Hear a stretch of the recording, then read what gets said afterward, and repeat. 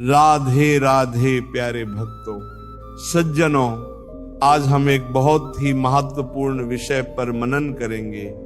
अपना दुख लोगों से कहना बंद करो। बेटा, ये बात जितनी साधारण लगती है उतनी ही गहरी है। हम में से अधिकतर लोग जब भी कोई कष्ट आता है तो दौड़ पड़ते हैं किसी को सुनाने के लिए। किसी को फोन कर देंगे, किसी को रोकर बता देंगे, किसी के सामने अपना दुख बहा देंगे। पर क्या उससे दुख कम हो गया?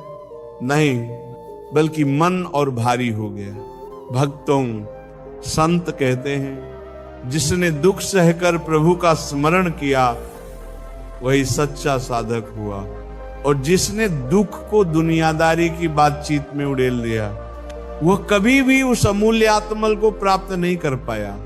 देखो बच्चा, जब तुम किसी से अपने दुख कहते हो तो 3 नुकसान होते हैं। पहला, सामने वाला तुम्हारा दुख सुनकर खुश भी हो सकता है। इस दुनिया में सब तुम्हारे हितैषी नहीं है। कुछ तो ऐसे होते हैं जो तुम्हारी तकलीफ में भीतर से मुस्कुरा रहे होते हैं। दूसरा, जब तुम बार बार किसी से अपनी परेशानी कहते हो तो वह व्यक्ति तुम्हें कमजोर मानने लगता है। भले ऊपर से कुछ ना कहे, लेकिन भीतर से सोचता है, अरे इसका मन बड़ा कमजोर है, ये तो हर बात पर टूट जाता है। और तीसरा, हर बार दुख कहने से वो बात तुम्हारे मन में और गहरी बैठ जाती है।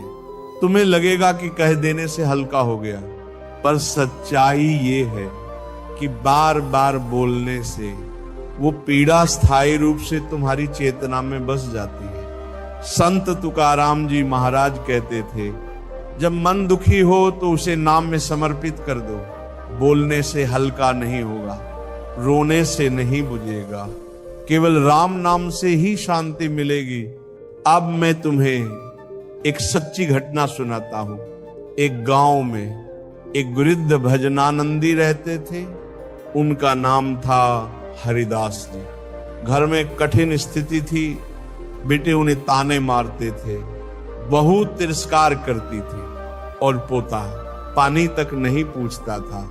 लेकिन 70 वर्ष की अवस्था में भी उनका चेहरा शांत रहता था। गांव के कुछ लोग बोले, बाबा तुम्हारे जीवन में इतनी परेशानी है, फिर भी तुम्हारे चेहरे पर इतनी शांति कैसे? हरिदास जी बोले, मैं दुख को भगवान से कहता हूं, दुनिया से नहीं। जब तक लोगों से कहता था दुख बढ़ता था, लेकिन जब प्रभु के सामने आंसू बहाए तो भीतर हल्का हो गया। प्रेमी आत्माओं, इसलिए कभी भी अपने दुख का मेला मत लगाना। हर किसी को मत बताना कि तुम क्या झेल रहे हो। जिनसे कहना है वो तो केवल 2 हैं, एक भगवान, दूसरे तुम्हारा सच्चा गुरु।